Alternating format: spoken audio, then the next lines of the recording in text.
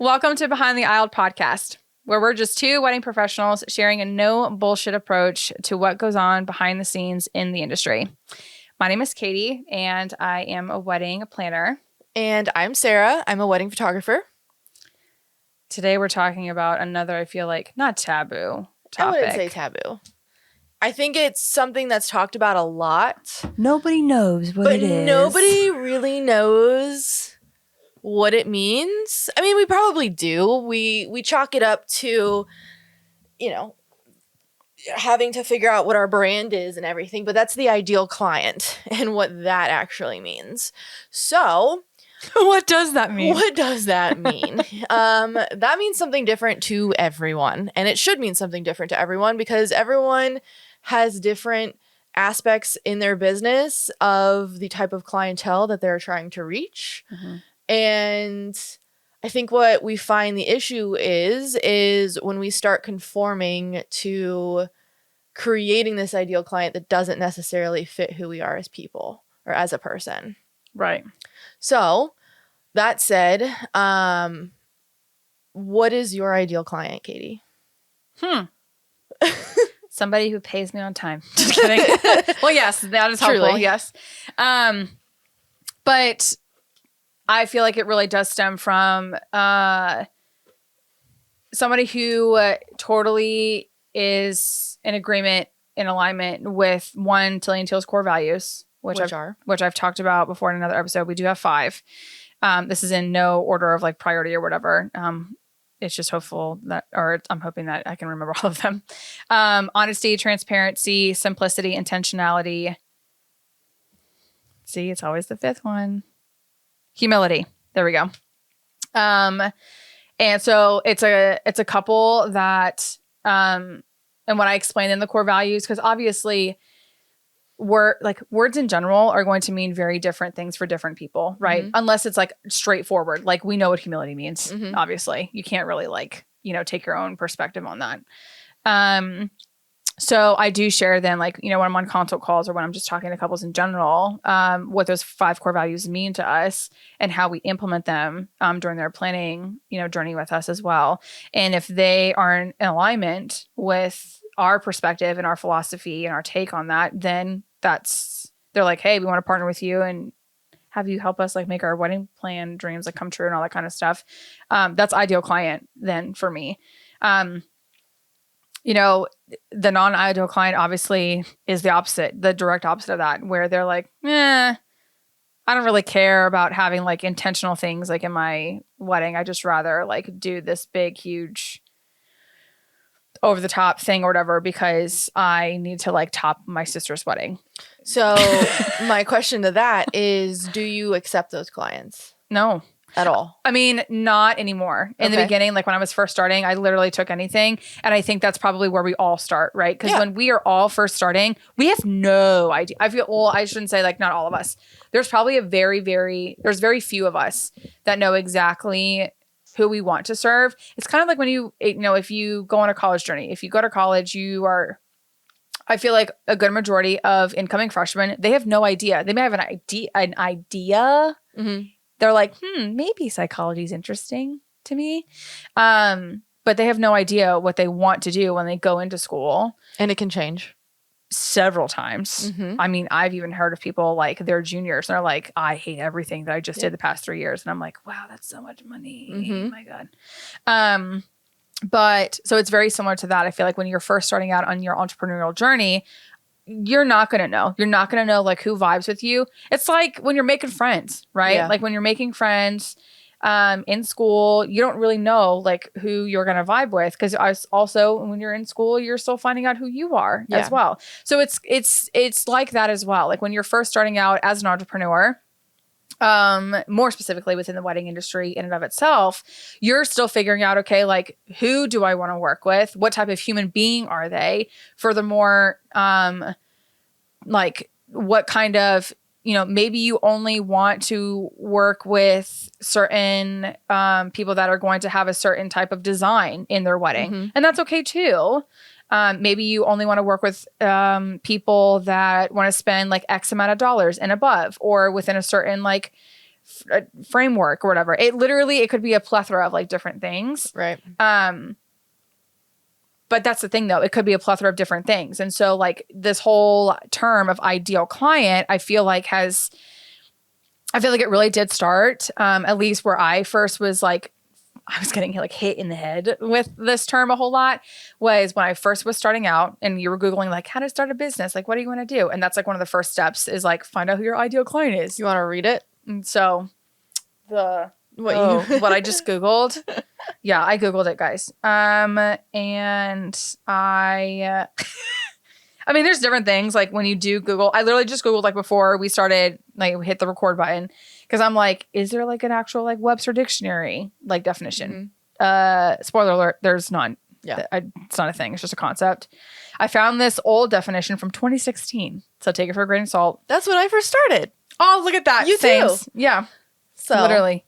makes sense. But this article or this like little Google just like grabbed the words or whatever. An ideal client is someone who finds the perfect solution to their problems or needs in the services or products that your company provides. The ideal client will be loyal to your company, frequently uses or buys your products or services, and is likely to recommend you to their friends and colleagues. I agree with that. Not wrong. No, that's not wrong. Mm-mm. I think, but it's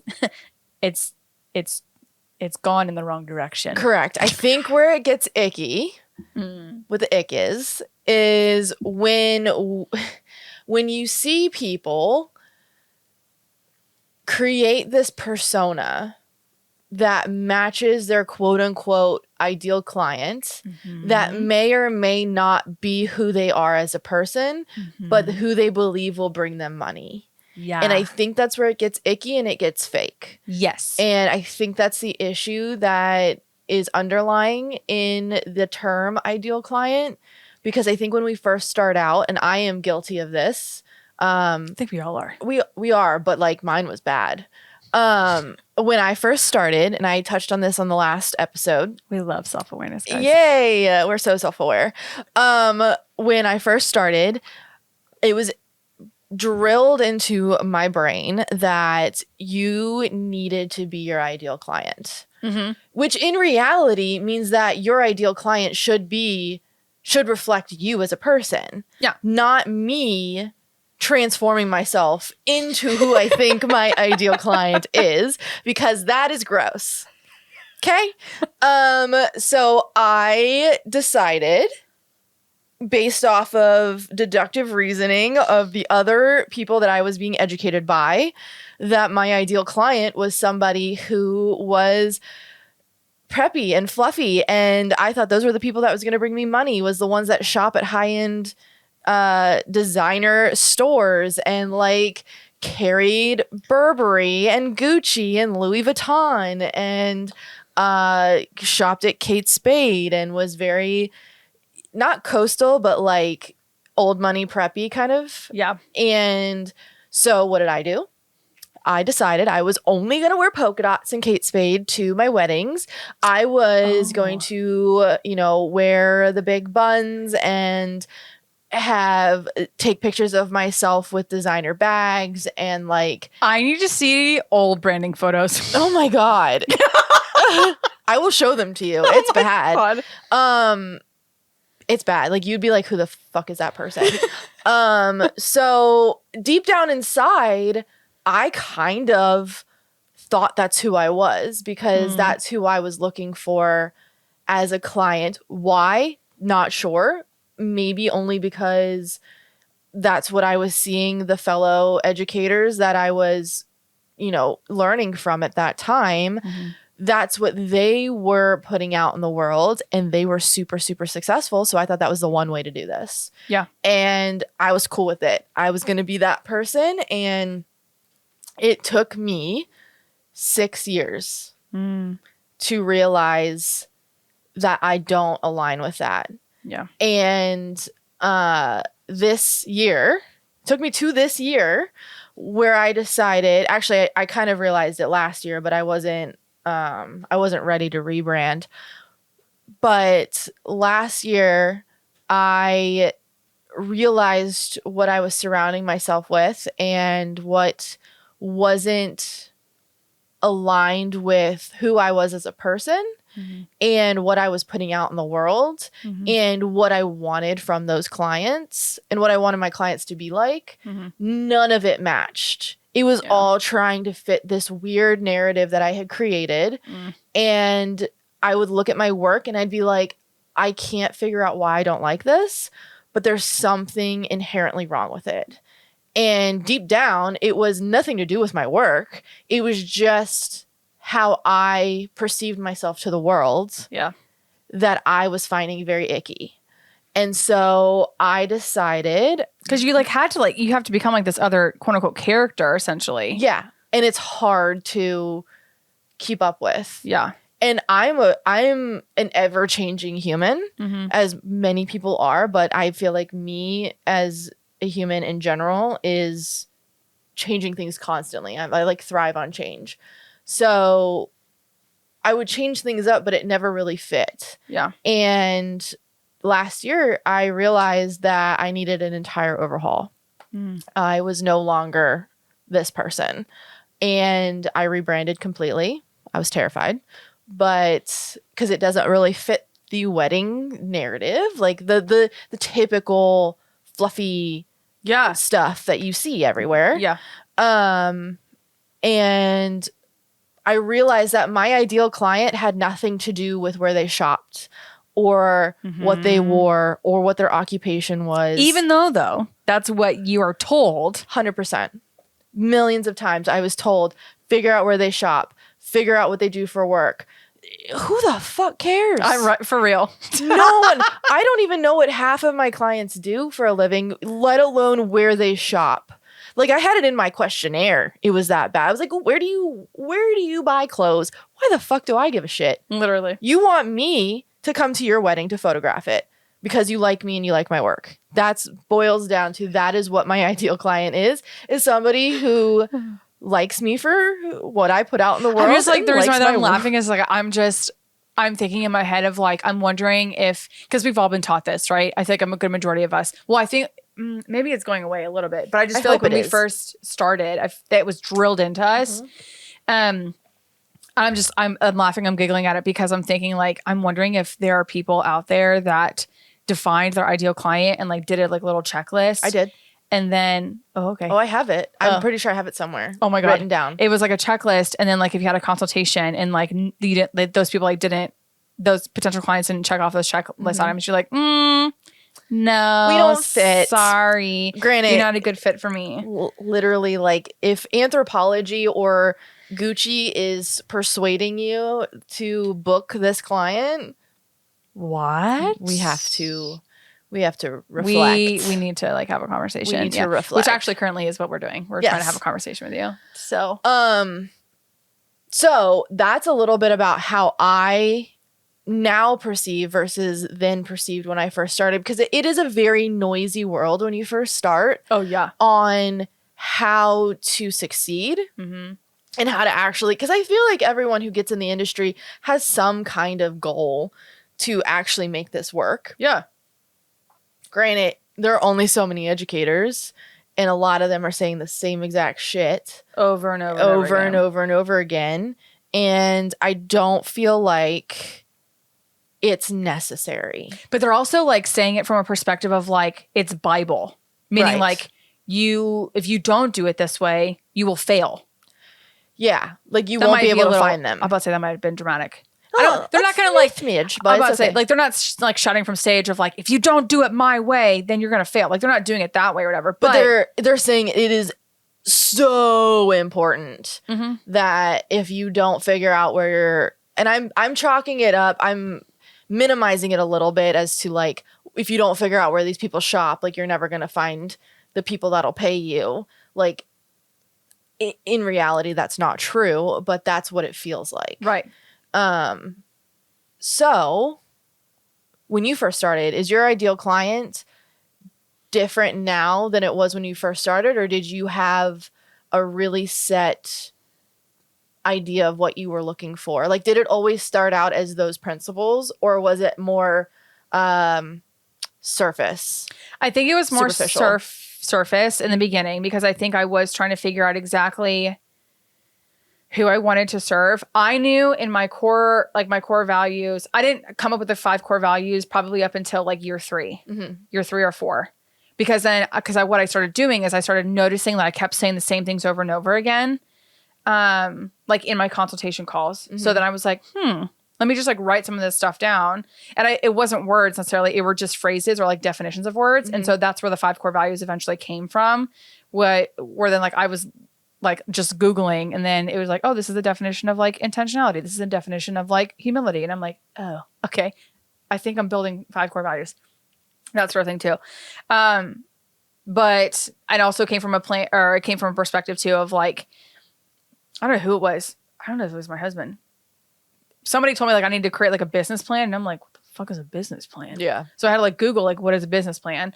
And like a part of a, business plan, typically you only hear like incorporate America World type situation where they're like, okay, what is your mission statement? And like, do you have a tagline? And then core values. And I'm like, oh, okay. And so that's where the tagline, it hasn't changed obviously since 2016. Tilly & Till's tagline is that we specialize in the simple, sweet, and intentionally detailed couples in Northern Virginia and beyond. That tagline has been around since I started. I have a tagline too. I just don't remember what it was. Oh, okay. I was like, oh yeah, I'd love to hear it. I feel like you don't really like, you don't see necessarily like taglines or like, I don't think anybody's like convincing or like educating you on what you need to build a tagline or whatever. I just have one because I thought that's what I was supposed to have. And so it just kind of stuck. Yeah. Or whatever. But a tagline also too is supposed to be like kind of like an elevator pitch, like, that sort of thing. So, ideal client though, for me, did you find it? I actually don't have it on my new website. Okay. It was, do you remember? For the,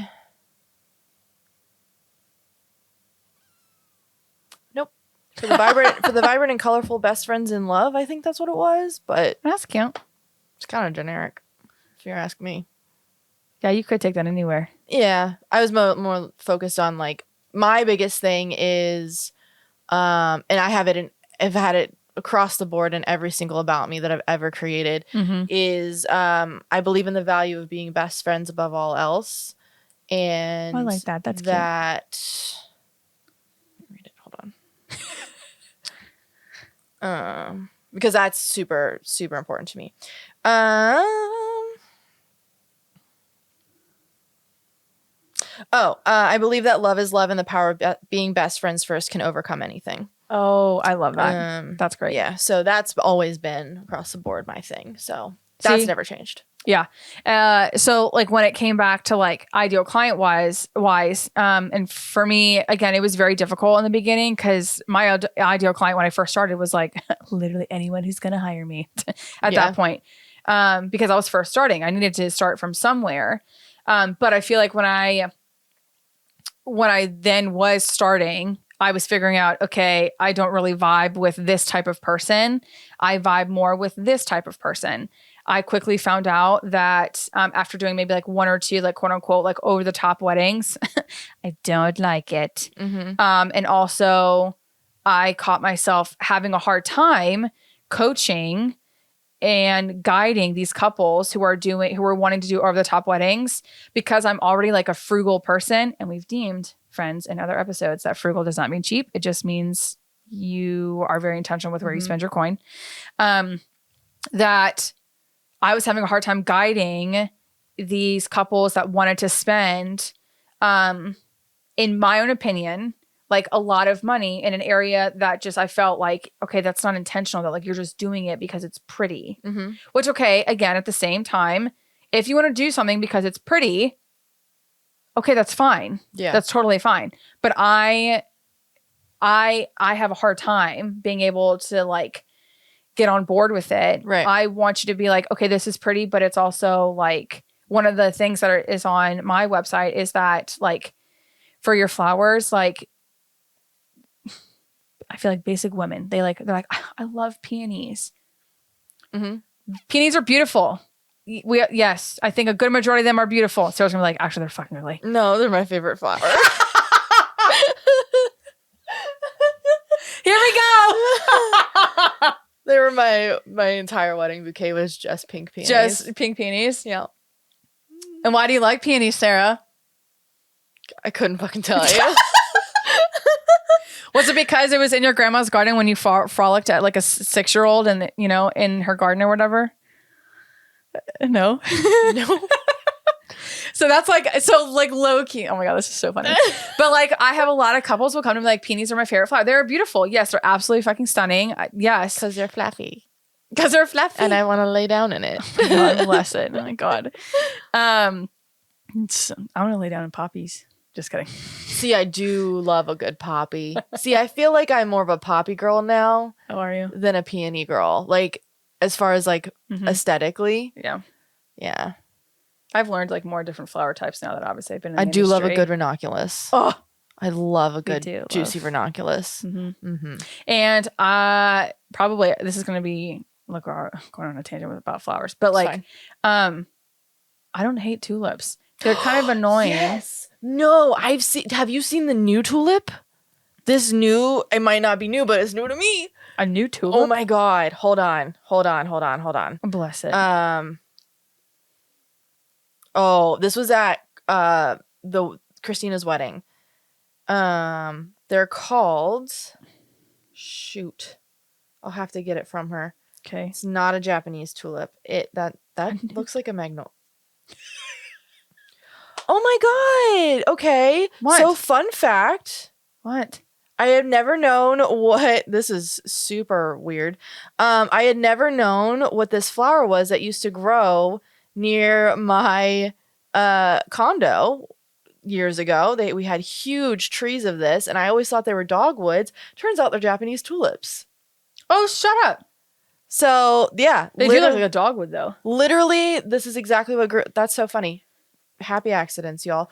Look at that. I'll have to figure out what they were. They're fluffy and they're like rigid on the ends, but they're tulips. I'll figure it out. All of our floral friends, if you're listening to us. I have to text. I'm gonna text somebody. Hold on. I was about to say, like, if you're listening to this and if you have our personal numbers, watch. Like, we're just gonna get random numbers like throughout our day, and we're like, what are you talking about? Tulip. Oh my goodness. That Well, while Sarah's looking that up currently, she'll interrupt me when she finds it or finds out about it. But essentially the whole point of like why I brought it up was like, oh, why did I bring it up? Oh, in the sense of like favorite flowers, and like people are like, oh, I love peonies and all that kind of, oh yeah, like on my website or whatever. You know, my whole ideal client, when I say like in my tagline that I specialize in intentional detail, like couples of Northern Virginia and beyond, I am talking about, did you find it? They're called parrot tulips. Parrot. Oh, wow. Uh-huh. Yeah. That's so cool. They're like fringy. Parrot tulips. They're stunning in You guys person. look this shit up. Parrot tulips. They're stunning. Like they're fluffy and big. They do look like a cousin of like a peony, I know.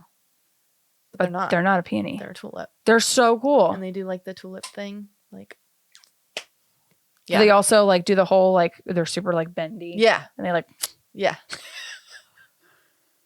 I love it. these are so cute. Oh, I love them. Sweet. Anyway, I digress. So like the whole reason why like I'm bringing this up is that again, the whole ideal client is like on my website even now. Like one of the first like lines is that, you know, inspired by your grandmother's garden, things like that too, whatever. Mhm. It all has a lot to do with like how for like our design clients, I actually do end up asking them like where they shop.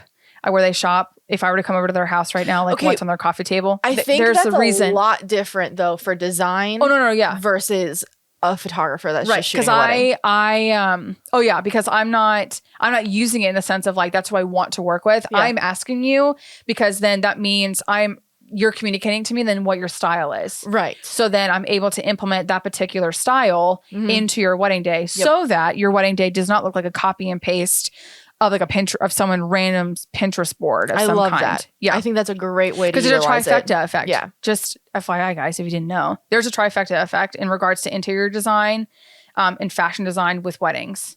It's like it all intercedes Ooh. in one Tell thing me. together. So, you want me to give away all my secrets? I'm No. just kidding. You don't The- have to. We don't gatekeep on the show or whatever. We don't gatekeep. But this is literally how you have like an intentional. Please steal this, y'all. If you like, and tell your couples about this, or share it like with your friends who are like getting married. Just if they're having a hard time or they're feeling overwhelmed by Pinterest, which is very easy to do, you can literally go down a rabbit hole on Pinterest. Try just asking them like, okay, like where do you like to shop? And then where, like interior design wise, where do you see yourself like gravitating towards? Do you love a nice like anthro velvet like settee? Or do you love like an IKEA? I can't say like more than half their fucking like things or whatever, like a Malm dresser. Or do you love that Magnolia? Like, do you like shiplap or whatever? Which I don't really know who likes shiplap anymore, but it's fine. Like things come and go, obviously, all the time. All that sort of thing as well. When you start taking a look at like what you love to wear, what does it say for somebody who only shops at thrift stores and TJ Maxx? that you're an old soul. I'm just kidding. Okay. I'll take it. No, that you're eclectic. So like Okay. I have different, maybe I should make this into a quiz like on I my website. love this. You So like should. on my consultation form, like it literally does like it asks like what kind of style that you want of a wedding. And there's like different types of, there's like minimalistic, romantic, elegant, like some of the things that we always hear all the time. Yeah. There's eclecticness. I have like retro, like 1920s. Ooh. And so like you have those that fill out my consultation form, like you can click on different boxes and then that's already communicating to me like already some of the style. So then when we come around to design time frame, I do ask them again that same type of question. And I even like, I'm joke about it. I'm like, you've already answered this once before, but now I'm able to see if I can connect the dots. So like I did have a couple one time that they want eclectic and they loved 1920s. Ooh, fun. So take a wild guess of like where they like to shop. There's, I mean, it could be a plethora of different like areas. Don't know. Like they loved to go vintage shopping. Uh-huh. They love to find like old money type areas. Ooh, okay. They did put on there like they liked shopping at Forever 21, but they were very specific in the sense of like we're finding like So fake. you get that fake vintage from Forever 21. Yes. Which I'm guilty of. Yes, It's fine. H&M, that sort of thing too. A little bit of on like the hipster side. Mhm.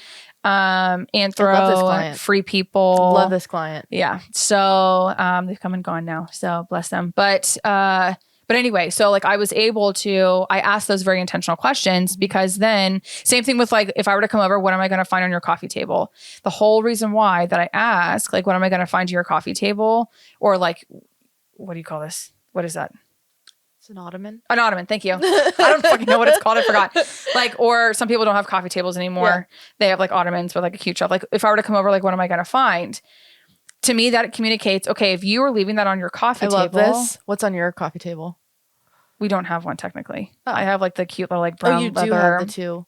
poofy thingies. Yeah. You want to That's take a only wild because- guess at what's on my coffee table? I can't even imagine. Just take a guess. See if you know me. You have crystals? No, not on my coffee table. Really? Yeah. Because the dogs are going to eat them. No, they just don't fit there. Oh, okay. They're small. Oh God, now I'm really scared. What if I don't know you as well? I can see, okay, what I envision in my head, some sort of like plant, incense.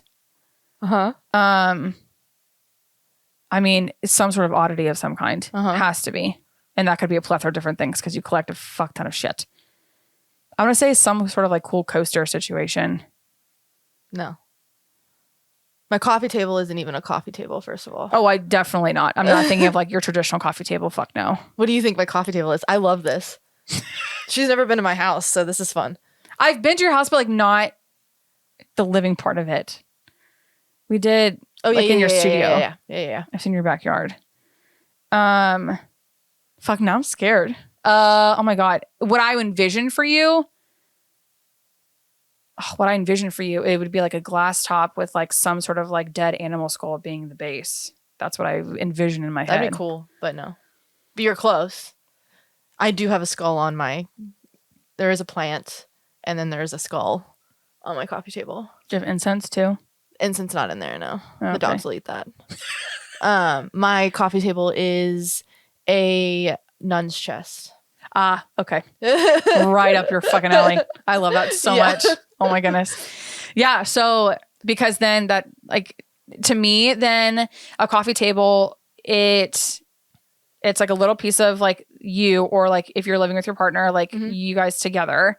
And that's also what you outwardly display to people as well who come over. And on top of it, to me, most of the time a coffee table is in an area in which you probably sit or like hang out and relax in your free time, maybe like in your living room, like TV's there and all that kind of stuff. So you put items that are on your coffee table that are easily accessible.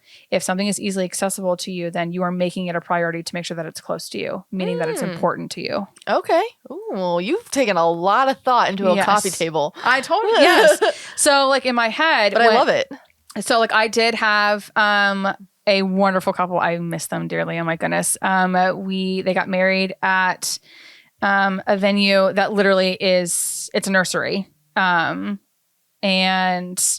yeah, so I ask like, what is like on your coffee table for a reason, because your coffee table then is in close proximity of you in a space that traditionally is in a room that like, that's where you go to like just relax, right? Most likely like in a living room of some kind. You've got your TV there. And so if you're putting it in close proximity to you, that means you want to have access to it. That means it's important to you. Yeah. I love that. I had a client, like for an example, I had a client where they got married like at a nursery, like a plant nursery, guys. Okay.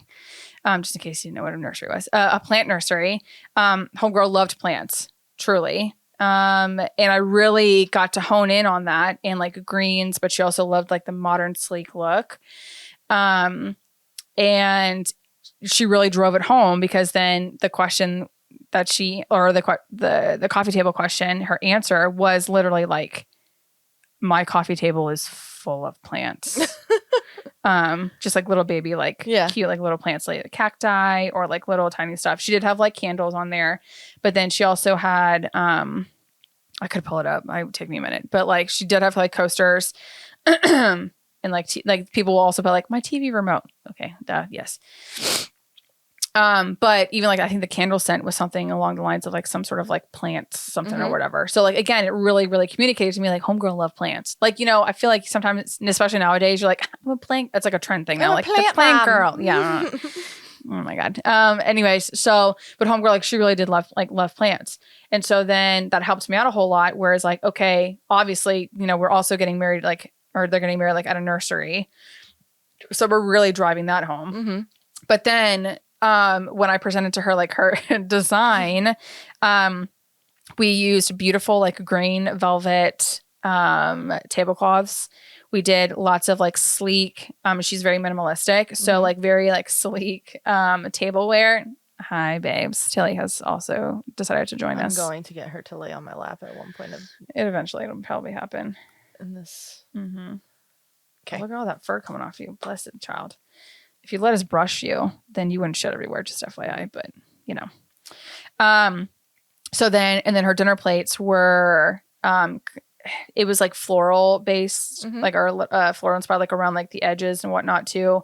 And then we had lots of like greenery and whites, within like her floral things like that. And then to bring in a little touch of her culture, I'll just be super specific. You know, Esther and Michael, if you guys are listening to this, I love you both so much and I miss you.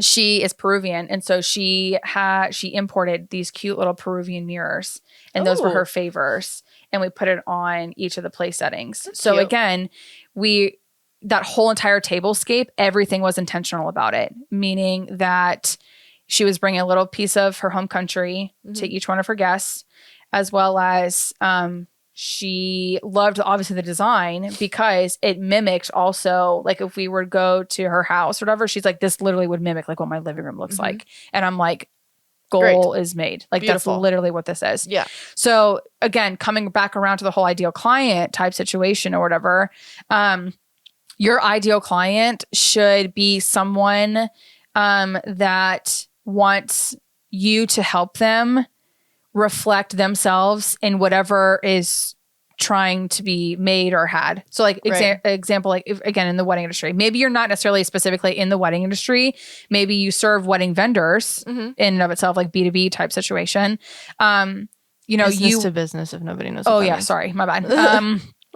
But you are wanting someone to like, they know obviously like who they are, but they need that person to help them express themselves in a different area. So like me as a planner designer, my couples are coming to me because they are like, we know that you take heirlooms, that you specialize in like making sure that heirlooms or maybe generational traditions, if it's not a physical like item or tangible item, and that you implement them in wedding, you find ways to implement them into wedding days and things like that too. And so that's my ideal client now. Was that like that though in the very beginning? Not really. I knew that's what I loved. Yeah. And when I first started, I wasn't married yet. So in my head, I'm thinking, okay, if I were to get married and I wanted everything to be intentional. So, and I knew how to kind of communicate that to couples that came to me and were like, I just don't, and everybody wants, I feel like all couples are like, they all say the same thing. They really do. They say like, I don't want my wedding to look like somebody else's. Everybody wants their wedding to look like them. Yes. And the only way though, that your wedding can really look like you, meaning you as an individual and then you together like as a couple, is that if you really do a deep dive of who you are. Right. And who you are is, you can see that in the reflection of where you shop, what your like current living situation is, like how you decorate, interior design, like what you're gravitating towards. And so then that's how you can really create a wedding day that looks like you, essentially. Yeah. You are going to have some things that are like, you will see like a green napkin. We see green napkins all the time. Okay, that's fine. What we don't want though is like, say you like are a pastel girly or whatever, like, you know, your bride is like a pastel like girly or whatever. And you then suggest like an emerald green napkin just because that's what's going around. Right. Okay. Well, homegirl don't like dark colors. She likes pastels or whatever. So you're looking for an ideal client now. Like, are you looking for one that you can serve or one that will book you? Like how you'll serve them? Is that what you're looking for? Or are you more looking for one that will just book you? Because I know when I first started, I was looking for one that would just book me. I think that's also like where we all started. Yeah. I mean, I also started that way too. Yeah. And now I know I'm looking for one that I can serve well. Yeah. But also, my ideal client too is one that wants to book me. Like, it doesn't have to do with what their wedding is. Granted, I do have travel restrictions, but it doesn't have to do with where their wedding is, what their wedding is. It could be in somebody's backyard or it can be at a top dollar venue. Like, it doesn't really matter so much as to where they're booking or how much money they're willing to spend or like whatever that is. So I do love a client that just wants me for me and wants me there. Like, I've had clients be like, I don't care. We don't even have a date yet, but I know I want you, Right. which is in honor, beyond honor. But where do you stand on that? No, I think I'm definitely very similar. Like, somebody doesn't have to like the things that I like. Yeah. Is it like bonus points? Yeah, sure. Because then we'll have like some things that we can connect with outside of like talking about like wedding plans and stuff too. But it's kind of like at the same time, I don't know, like think about like your friend group. I mean, to some, I guess it's probably like a bad. I mean, we have wildly different tastes, you and I. Oh yeah. So, and you're like one of my closest friends. I know. So, and I mean, also same. Not that I know I'm one of your closest friends. Also same. You're one of my closest friends as well. But yeah, our views and we're design very opposite. So opposite. It's ridiculous. But I think we also at the core are kind of. But our values though, in the sense of like we understand each other in the sense of like we might not agree on certain things or whatever, but are we going to like hate the other person because we don't agree? Or like, are we not going to like hang out with each other because you rather spend your Saturdays like antiquing, I am sleeping type situation? Let's talk about the fact that like Sarah's a fucking morning person and is awake at 6 a.m. Like she chooses that. I will say I don't choose it. My dogs choose it for me, but okay. It's a habit now. And then also Katie is up at 2 a.m. and your girl is in bed at 9. Yeah. 30. Like she's our grandma. Yes. Definitely. But I'm also a morning person and you are not. So absolutely not. God kind of bless it. we have to learn, but yeah. So it's kind of the same thing I feel like with like ideal client. Ideal client is somebody who is going to like you for you and the work you put out. And yes, and what you bring to the table, whatever product or service that you bring to the table. And it has a lot to do with your core values. Yes, at the same time. But at the same time too, like sometimes like people's core values are going to be a little bit different than yours. So I think that respect also has a lot to do with it. That if you have to be respectful of one another.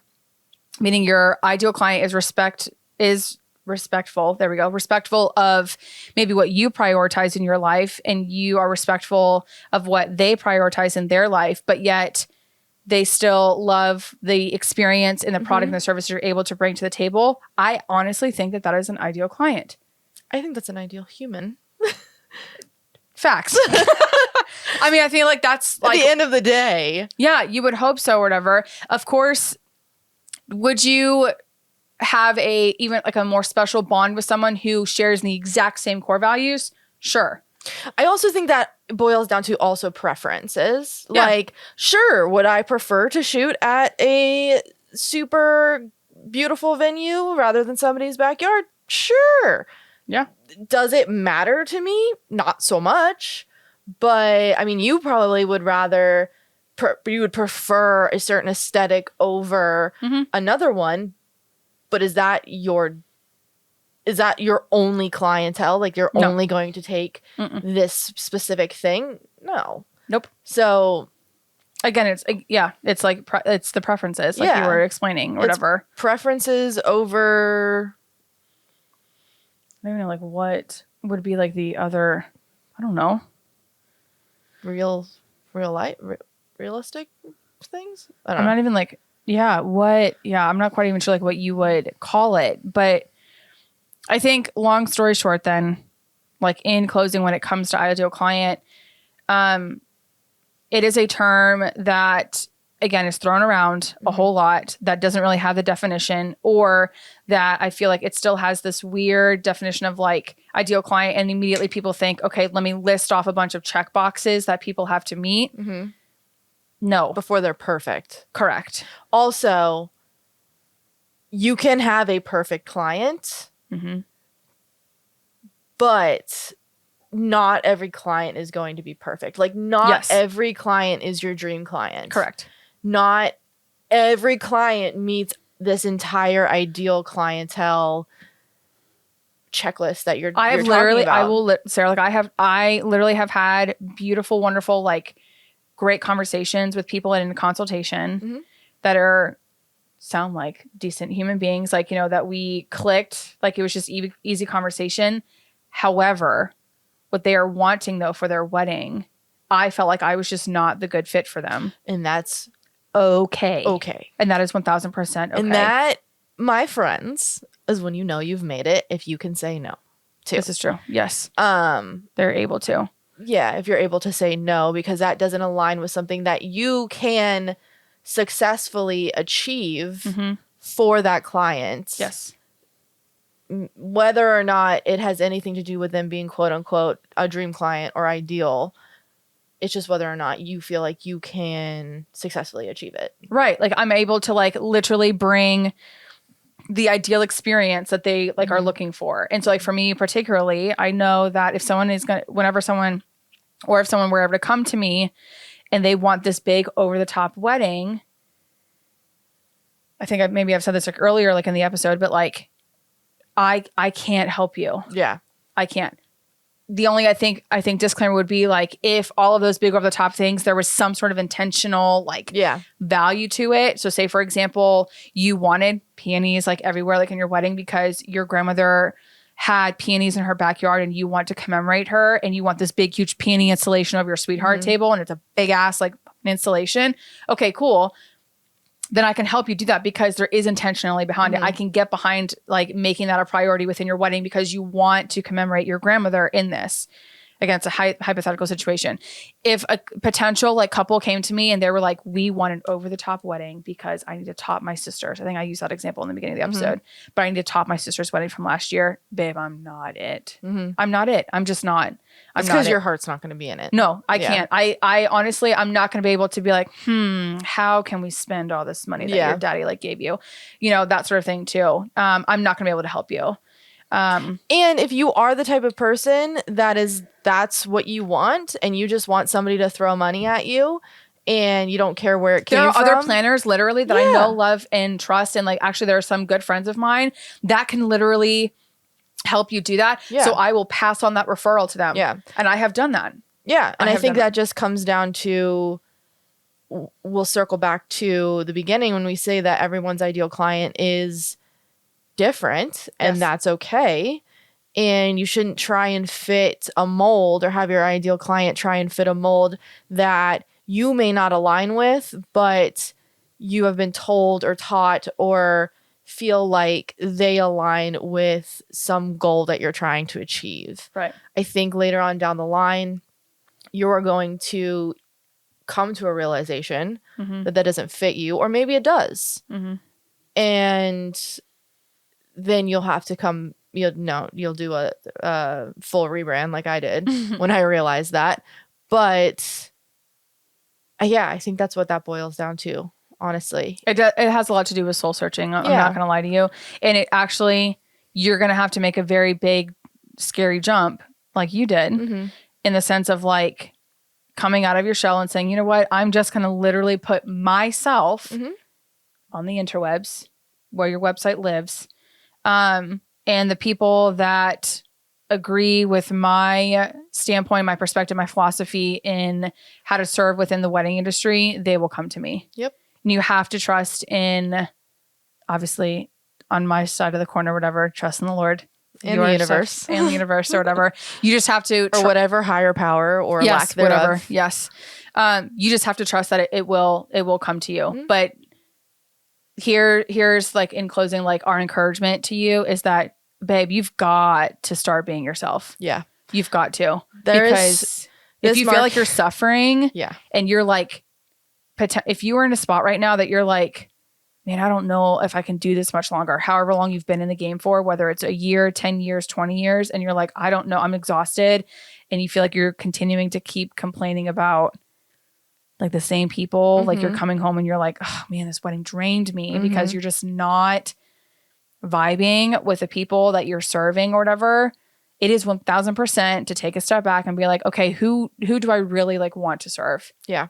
And this market is so oversaturated as it is, especially in our area, but I know it's across the board. Absolutely. Yeah. There's plenty enough to go around. The only thing that separates you from any other photographer, videographer, planner, baker, whatever it is that you're doing, the only thing that separates you from everyone else is yourself.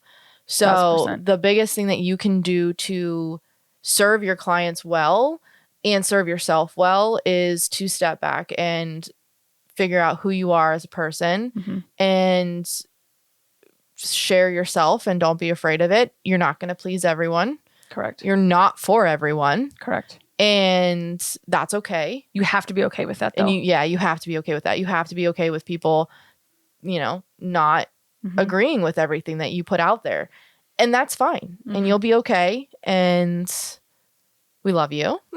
Yeah. And absolutely. If you want to chime in and give us some input on if you have questions on how to find your ideal client or what you should be putting out in the world, or you need branding advice or anything at all. Just a little smidge of encouragement, whatever it may be. Yeah, sir. Where can they find us on the interwebs? You can find us at behindtheaislepodcast.com. There's a Google form on there that you can fill out. You can submit a What the Fuck Wednesdays request if you would like to be a part of our What the Fuck Wednesdays. For the people who are just joining us though, like maybe just clicked on this episode out of like whim, what are What the Fuck Wednesdays? What the Fuck Wednesdays is a fully anonymous, if you would like it to be. You, hold on. We're sharing like experiences essentially, like grievances potentially. Yeah, so it's basically a chance to air your grievances fully anonymously if you would like to share a story, share an experience, ask a question. We are not experts, but we can damn sure give you our opinions on what happened. If you care to have them, yes. If you would care to have them.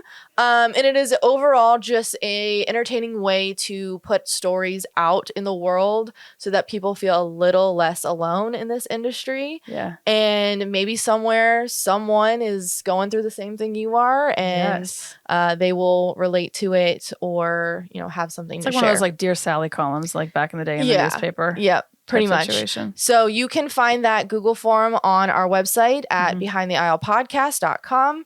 You can also email us at behindtheaislepodcast@gmail.com, or find us on Instagram at behindtheaislepodcast. There's also a link in the bio to get you to that Google form. And if you want to find me and follow me, because we can share the love, I am Serendipity Photography on Instagram, SARA. Like my name. And Katie, where can they find you? I'm on the gram at Tilly and Teal. So TILLYANDTEAL. Tilly and Teal. Perfect. Yeah. Thank you guys so much for tuning in. We love you. We'll see you later. Okay, love you. Bye. Bye.